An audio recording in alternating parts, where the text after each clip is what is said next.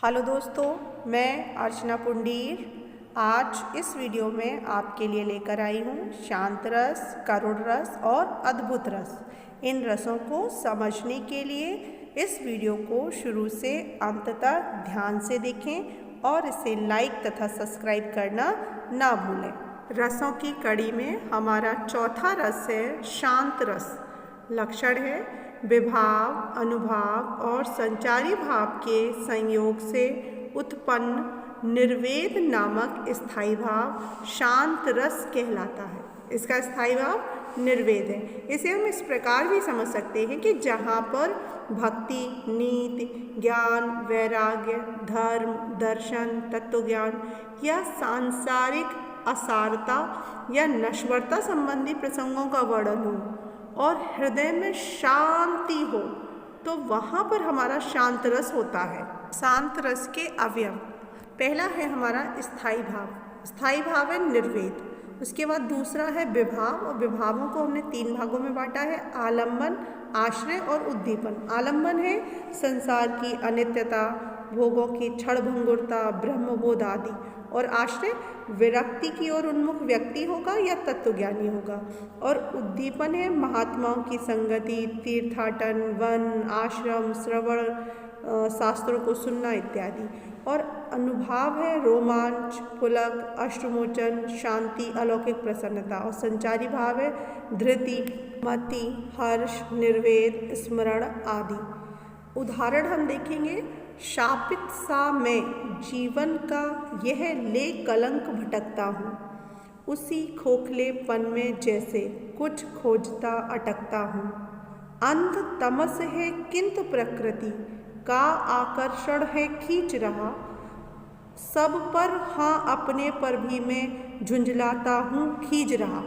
इसका स्पष्टीकरण इस प्रकार है, आलम्बन यहाँ पर है संसार की असारता, और मनु जो है वो आश्रय है, क्योंकि मनु के मन में रस की उत्पत्ति हो रही है।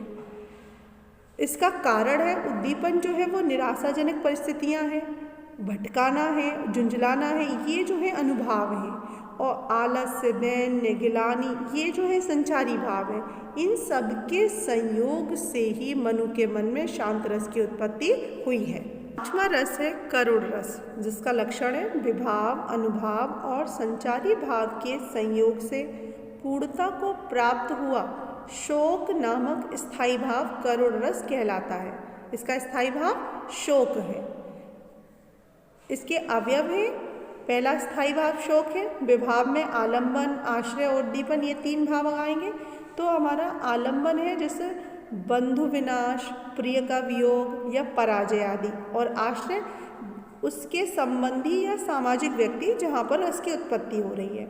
उद्दीपन में प्रिय वियोग तथा उसके गुणों का चित्र तथा उसका और उसकी वस्तुओं का स्मरण।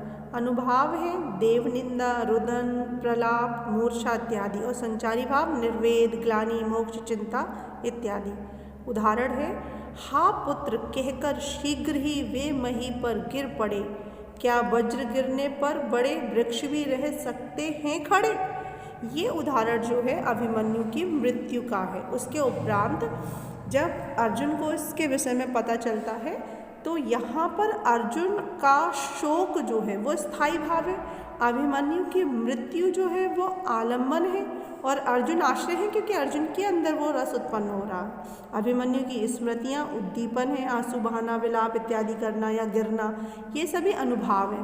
और दैन्य, मोह, विषाद, शंका, ये सभी जो है वो संचारी भाव है। इस प्रकार से यहाँ पर करुण रस की उत्पत्ति हो रही है।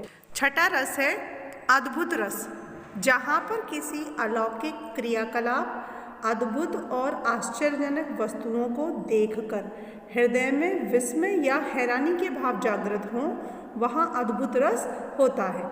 इसे हम कुछ निम्न प्रकार से भी समझ सकते हैं, जैसे लक्षण के आधार पर मैंने यहाँ दिया है, असाधारण विचित्र वस्तु अथवा घटना को देखकर, सुनकर विस्मय नामक स्थायी भाव विभाव, अनुभाव और संचारी भाव के संयोग से अद्भुत रस में परिणत होकर आनंद विभोर करता है, वहाँ पर हमारा अद्भुत रस होता है। अद्भुत रस के अवयव हैं, स्थायी भाव है विस्मय, विभाव में तीन भाग हैं, आलम्बन, उद्दीपन और आश्रय। आलम्बन में अलौकिक वस्तुओं या घटनाओं आदि का चित्र है।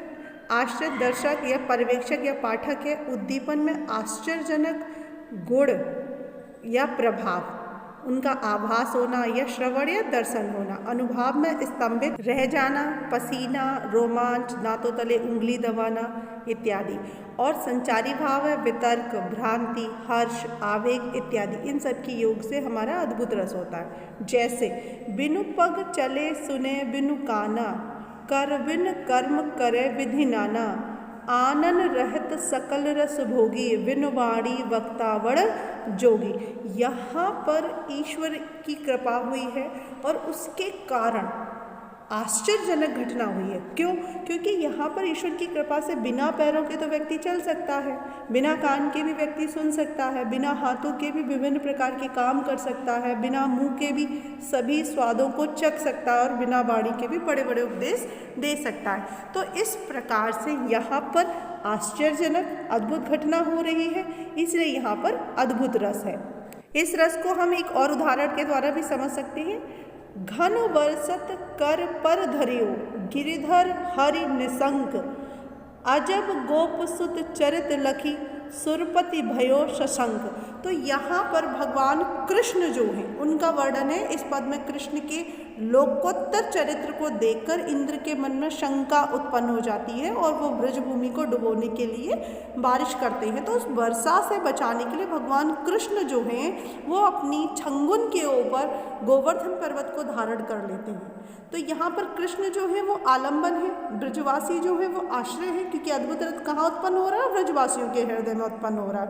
अंगुली पर पर्वत का उठाना उद्दीपन है, स्तंभित होना अनुभाव है, वितर्क, शंका, त्रास आदि जो है वो संचारी भाव है। तो इन सभी अवयवों के द्वारा अद्भुत रस की पुष्टि हो रही है।